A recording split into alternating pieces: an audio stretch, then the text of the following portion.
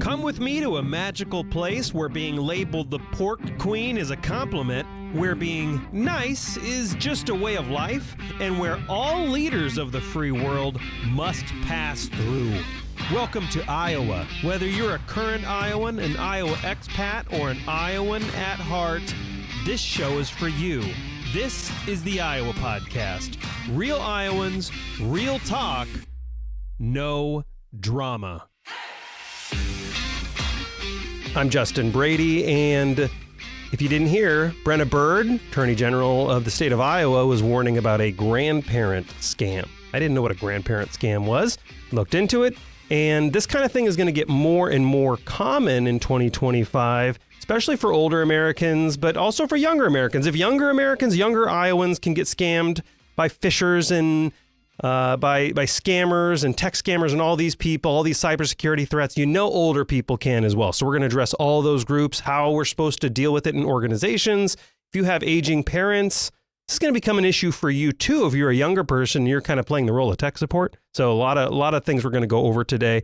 But I want to discuss, starting off here, Brandon Potter, CTO of Pro Circular at Coralville. Thanks for joining the show. I appreciate it. Yeah, happy to be here, Justin. Thank you. So I really want to start out on what is this grandparent scam? There's a lot we can talk about, but let's start there. What is this grandparent scam, and what should we be doing to protect ourselves from it? Yeah. That the scam's been around for a long time, Justin. But as things happen, as the years evolve, so does the scam. So in a nutshell, this grandparent scam is really these scammers calling or texting a grandparent with information they might find on social media where their grandson or granddaughter or grandchild is in trouble and needs help, needs to be bailed out of jail because they were traveling overseas and got caught with something. And in order to do that, we need to collect a deposit so we can retain an attorney or work through these things. And so there's a lot of different variations. But the commonality with it is really playing on the love that grandparents have for their grandchildren and their family, right? And so that's kind of what that is in a nutshell. So it's just a phone call then, or a text, or is it both that it comes across? Yeah, usually and typically it's a phone call, whether it be from a known number. We can talk how they might be able to do that. Some of them can also start with text messages. The most common form is a phone call, whether that be the initial contact method or maybe a text message that you receive and then you respond and then they pick the phone up and call you because they know somebody's at the other end of that line. Yeah, I mean, with just a little technical expertise and know-how, it's incredible how much information is accessible out there. You can, from a sales standpoint, from a marketing standpoint, I need to reach out to some individuals sometimes that are hard to get in touch with. And I'm always amazed at how easy it is to find like cell phone numbers, home addresses. Most people don't know this stuff is out there. And so you're saying what people are doing is some of these scammers, they could be from, I think the hotbeds are like Bangladesh, India, there's some other, Pakistan's another one all across the country. They're just finding publicly sourced information. They're scamming these grandparent figures with all this information that their granddaughter or grandson is posting on X or Instagram, and they're finding some information they can build this really accurate profile and do a pretty good job convincing people, right? Yeah, absolutely. There are firms and companies out there that when you sign up for certain services, they might sell that data to these firms that can then resell it to other companies that then use. You mentioned sales and marketing. There are companies out like Zoom Info, and there's other ones as well that are similar, where you can pay to gain access to that information. Now, if this scammer is going to pay $1,000 a month to get access to one of these services, but their return is $5,000 a month, I mean, from a business standpoint, that seems like a legitimate investment. It makes it easy. But as you mentioned, social media is really where they get a lot of this information. It's great to be able to stay updated and let people know what you're doing. But from a privacy standpoint, we're not sure how other people will or may and do use that information to portray these things and really build the scenarios and the stories to be successful. So obviously a loving grandparent, they hear from their grandson or granddaughter. Let's just say it's a real situation. They want to help. So how are we supposed to determine And because this is what Iowans want to know, right? Like, how am I supposed to determine? And it might not just be a grandson or granddaughter. It could be a son or a daughter. And now we have like AI technology. My voice is out there everywhere. So it's really, really, really easy to clone my voice. How on earth are people supposed to protect against this stuff now? Like, what is the best practice for an individual? Yeah, I hate to sound facetious, but it's really the basics, Justin. Pick the phone up and call somebody else. If it's your son, call your daughter. Look at their social media. If they're being called and saying, hey, they're traveling in Europe and they've been arrested, do they have pictures on their social media that they're in Europe or posts about that? Does the daughter or another grandson, or if it's a grandson or granddaughter, call their parent? Hey, are you aware that such and such is in Europe? They're not in Europe. They're sitting next to me. Okay, cool. Well, I just got this phone call. And so some of those basics can really help. And, whether it seems legitimate or not, hey, our son is over there. Okay. Could that be a coincidence that somebody's calling why they're over there and they're not be there? Sure. But the likeliness of that is slim to none. The likeliness is that, hey, you're going to be scammed if you move forward with this. So these days, it's truthfully, you should do this anyway. But these days, if someone's reaching out needing help, you should do just a few more steps to investigate. If it's something benign, I would imagine, like, hey, we had a fun time in Paris, blah, blah, blah. Like, you don't need to verify who that is. But once they start making requests that are monetary or logins or then that's when you're like, I'm going to make a phone call, because now I'm assuming here, if I call an individual using their cell phone number, unless something really nefarious and crazy is going on, like someone stole their number and has them, for the most part, that's a safe bet. Yeah. There is technology out that we can spoof phone numbers. So it looks like that's coming in from, the number that's registered in your phone, which then uses the caller ID. So it will show up and it will look legitimate, but you're going to know that person, right? And so some of those red flags to look out for: the urgency. Hey, I really need you to send me money and we need to do it quick, or they're going to be transferred to another unit and I'm not going to be able to help. Right. Like, wait, what do you mean? Like, I'm glad you pointed that out. Right? I want to zoom into that a little bit. I wasn't planning on talking about it, but I'm really glad you brought it up, which is number spoofing. I don't think people know this is even possible, but it is very possible for people to call you and spoof the number. In other words, faking the number. So like a friend calls you, their name shows up on your phone, their caller ID shows up. It looks like it's coming from them, but in reality, it's a nefarious or a bad actor that is essentially making it look like it's a fake caller ID. They can basically pick whatever number they want it to come from. So this is a thing everybody needs to be aware of. But does it work the other way? Like if I call someone, that's not likely to be a spoofed number, right? That's correct. Right. And so there are ways to make that work.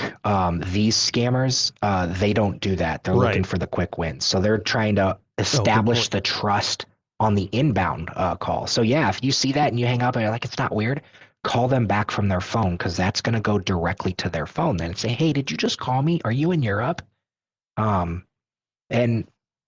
likely no, right? Or not to say that will never happen. Yeah, I did call you. Okay. So you are in trouble? Yeah. Okay. Can you help? But yeah, it's rampant right now. I mean, that's just the grandparent scam. That's one way that these things work. And you mentioned the call centers overseas. That's exactly what they are. They're a call center. There are many, many folks that are doing this. Yeah, they're big operations. It's like dozens of people sitting in a row all doing this to scam people. And they do have resources, but like you pointed out, they're after quick wins. So if, there is a limit to what they're going to be doing. What other, obviously always, I tell people as a general rule, incoming distrust or have a raised eyebrow to all, and I mean all, phone, text, email, everything, all incoming communication, all of it, but verify with outgoing communication. So your bank calls and says, hey, you need to give us your password. Go find your official bank phone number, call them, or the same thing with texting, same thing with email, same thing with everything. But so that's usually my kind of general advice. But I want to, on 2025 though, like you mentioned this earlier, AI being a big issue. People can completely deep fake my whole face now in video form using just a few prompts. What are some of the other trends, or is that the big one in 2025 that we need to be cautious of as Iowans, and that we need to like be cautious of for our loved ones who aren't as savvy on this stuff? Yeah, I think AI is going to play a huge role. AI is AI. It is not new. It's just much more accessible now. Yeah. And it really lowers the barrier of entry for these to be more sophisticated and less likely to be targeted. We see it all the time on social media with the sports casters and the sports players where they've got a video and they're mashing the words up and it's their voice and they're saying stuff that they didn't say during the news interview. We've even seen that from a cybersecurity perspective where organizations are receiving phone calls that are using AI and deepfake audio to try to infiltrate organizations. Wow. So although we're talking consumer, we're seeing that at that point, and now that's going to trickle down. Yeah, so AI is one thing to be concerned of, people deep faking voices in video. I've even wondered, like, with the spoofing, with how sophisticated things are, like, again, someone could fake my voice, could fake your voice, probably. Do we need to have, like, safe words with people? Like, this sounds a little interesting, sweetheart. What's the safe word? Is this where we're at now? Maybe. And so it's funny you mentioned that. A lot of financial institutions or other areas or consumer businesses that you do business with are asking that, hey, I need to verify it's you. What's the favorite color of your third cousin's, shirt? And then you have to say that, right? You are using passcode authentication for some of these things.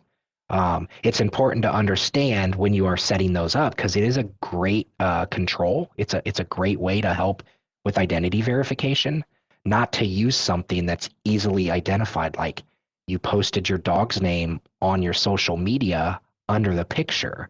And if it's what is your dog's name and it's available publicly, somebody could now use that, right? And so, I wish the answer was easy, but the verification portion, especially from a scam standpoint, is,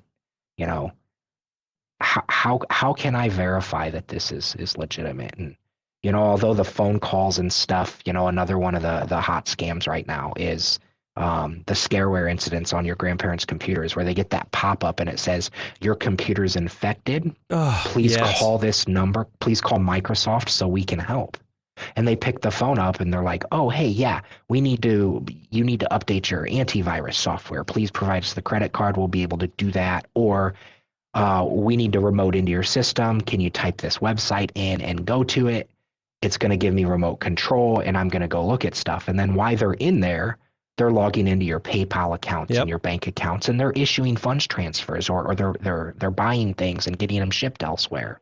And so, it's the adaptation of the different nuances. But Microsoft is never going to say, call me for support, especially at your house, right? Usually those need to be initiated or you're working with a company to do that. Yeah, right? It's impossible to get them on the phone when there's a legitimate request. Right. Yeah.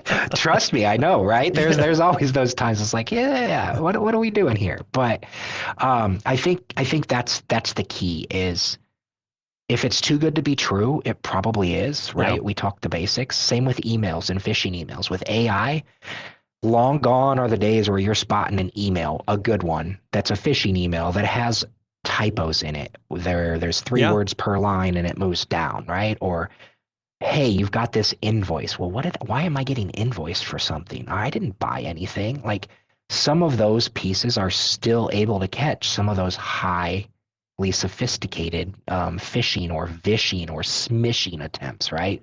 SMS text, voice phishing, and the email phishing stuff. And those are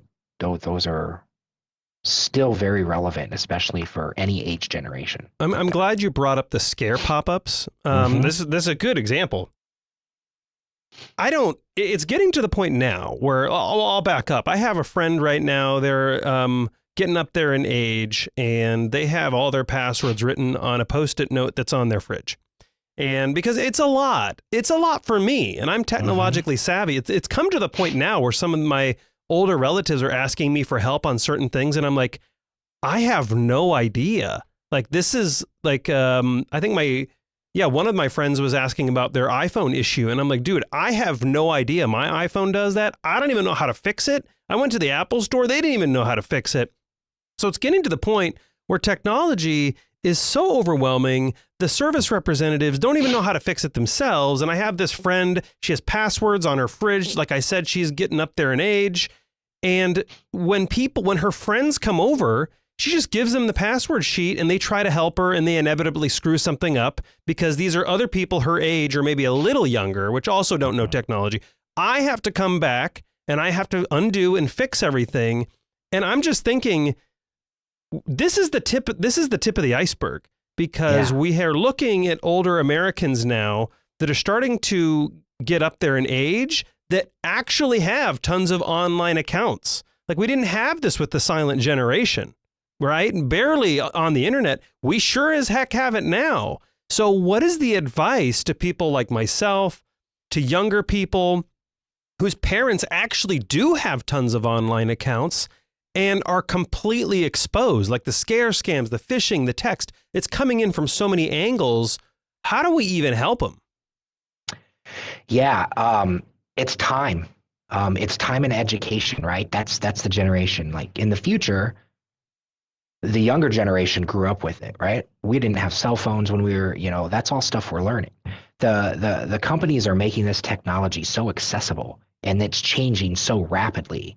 And it's all about, let's get everybody to use this and make it easy.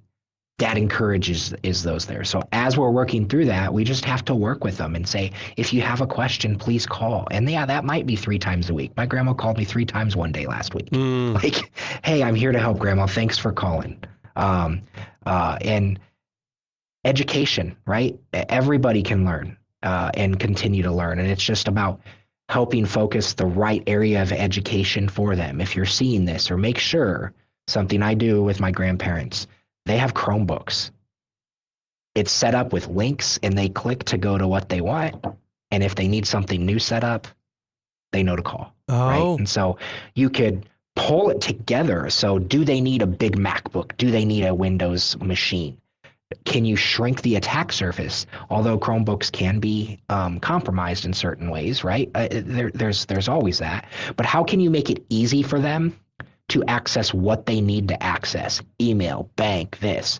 Don't click a link in an email, Grandma, for your bank.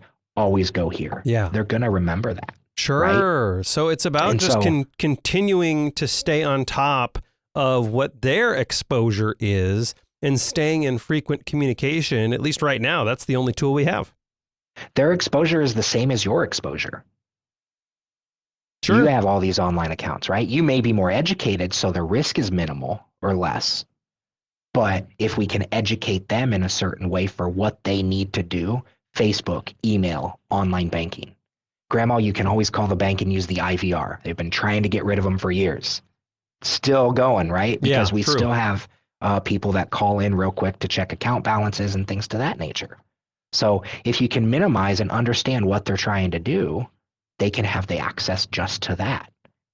Yeah, it's a really good tip is minimizing. I think what you said there, their exposure is the same as you.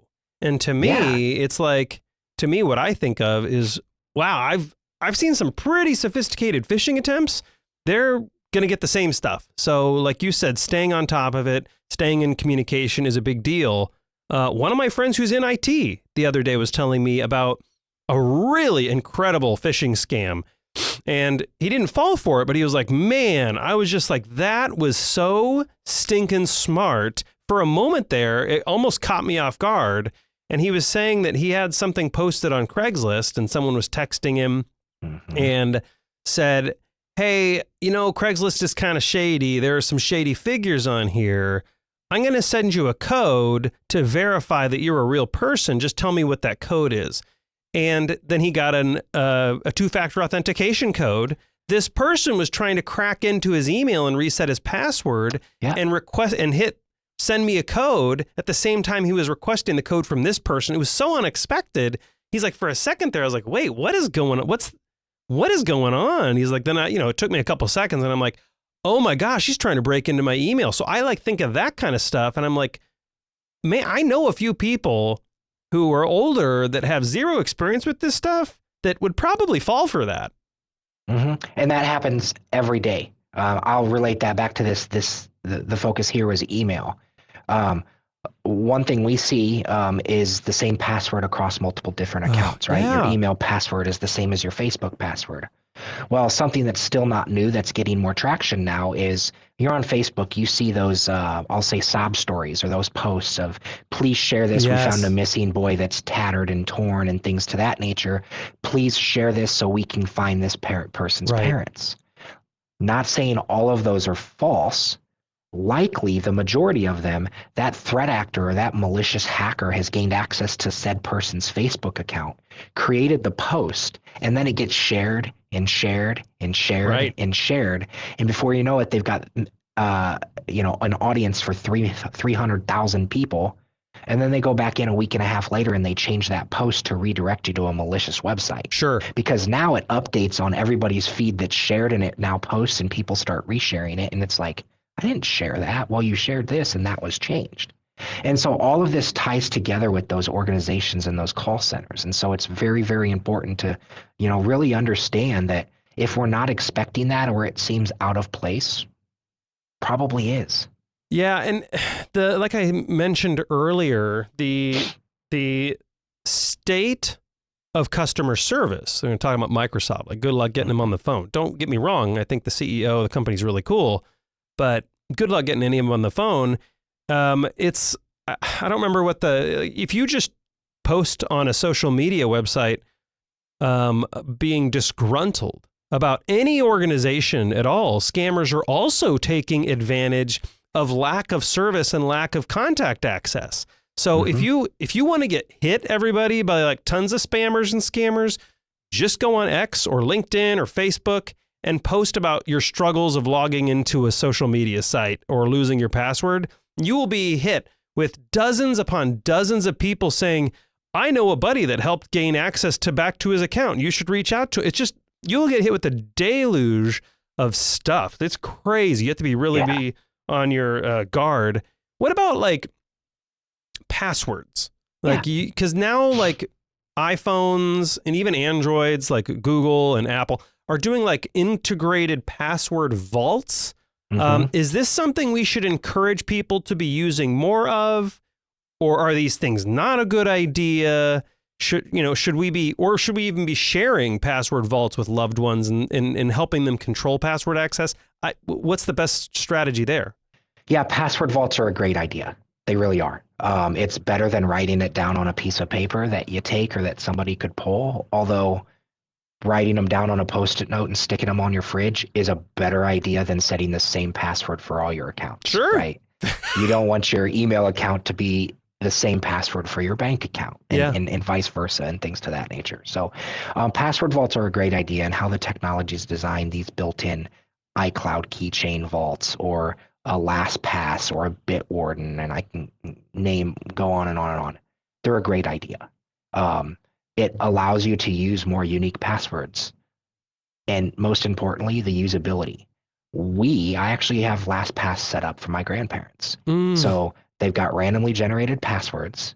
They don't access that stuff from their phone. They might from the mobile app, the Facebook app, right? But that's a one-time thing. And then they go to their computer, and when they go to a website, it tells them, here's your password. They click it, it logs them in.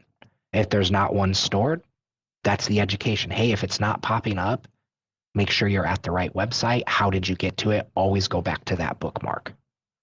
And now we're in, right? And so, you kind of just have to set that up and be diligent about it from our perspective. So yes, password vaults are a phenomenal idea.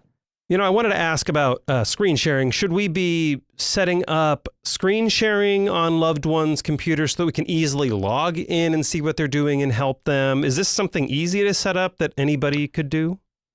Yeah, it can absolutely be a great idea, especially if you have that the knowledge, the know-how. Sometimes it's just good to see the screen, right? Yeah. You can do it with FaceTime and turn the phone around or flip the camera and say, okay, now slide this way because if you're all the way back, it's too small. I don't have glasses with a good enough zoom on that, but um, it is a good idea with a caveat.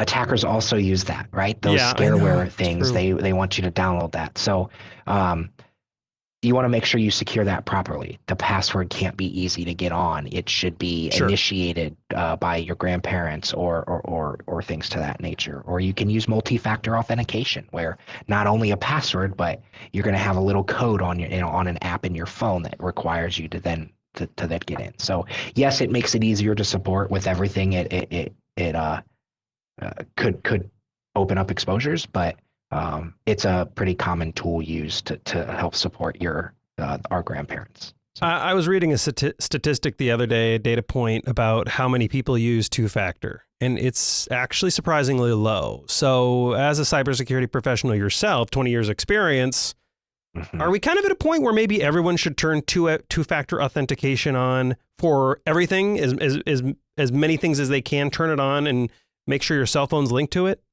Yeah, absolutely. If it's available, turn it on. Let's get that going. It's like a simple thing, but like I was surprised. I don't remember the data point, sadly, but I was surprised how many people don't do it. Yeah, it's actually significantly increased, right? Over the last 12 to 18 months, but it's still not as widespread, and sometimes it's harder for a grandparent or somebody to use that. They don't always have their phone. Some only have flip phones. But the cool thing with some of these password vaults and things to that, they support enabling that through the password vault as well. Brilliant. So now it's the password that's there and the code, and you're able to work it in. Again, new technology, additional education and training for who you're working with, but it's becoming much more prevalent. Even if you're not offered that, you should turn it on. If we're not comfortable turning it on for everything, anything that grants access, email, finance information, credit card websites, things like that will all either force, likely, or offer it to you. You should always turn that on. Last question before I let you go, for organizations or maybe just family units, family organizations. Are there any, this is an important topic. So are there any like checklist things, rules and tips and hacks that I didn't touch on that people really, really need to know? I obviously appreciate your time, and I don't want us to finish the interview if there's something major that I missed. No, I think we covered the majority of it, especially kind of for our topic. I mean, it's about the basics. Mm-hmm. Call verification. Yeah. Multi-factor authentication, secure passwords, right? Don't reuse those passwords. What are the basics, and how are attackers focusing on you to move that needle? Yeah, so absolutely. I think anything more than the basics takes our focus away from the basics here in this instance. And those really will help a lot of things if we can just hone in on those 3 to 4 things we talked about. I think there's some significant improvement that we'll see. Yeah, I mean, to just summarize the whole thing, the basic tip is outgoing communication to verify everything. Outgoing calls, make sure just to call the person on the number you have programmed and ask them, hey, is this legit? If it's still shady, call loved ones and do just a tiny bit of investigation. Brandon Potter, the CTO of Pro Circular out of Coralville. What's the website so people can outbound communicate to you if they have questions? Yeah, we can be found on the web at www.procircular.com. Again, we're a cybersecurity services firm that focuses on bringing companies' security posture to a higher resiliency factor. So we're here to help. And I think you're going to have a very, very busy 2025, Brandon. It's been a busy few years. Thank you so in general. So I know that's not going to slow down in 2025. No kidding. Thank you so much for coming on the show. Brandon Potter, the CTO of ProCircular. Thanks again. Thank you, Justin. Cheers. And to my fellow Iowans, Iowa expats, and Iowans at heart, thanks for listening and subscribing to the Iowa Podcast.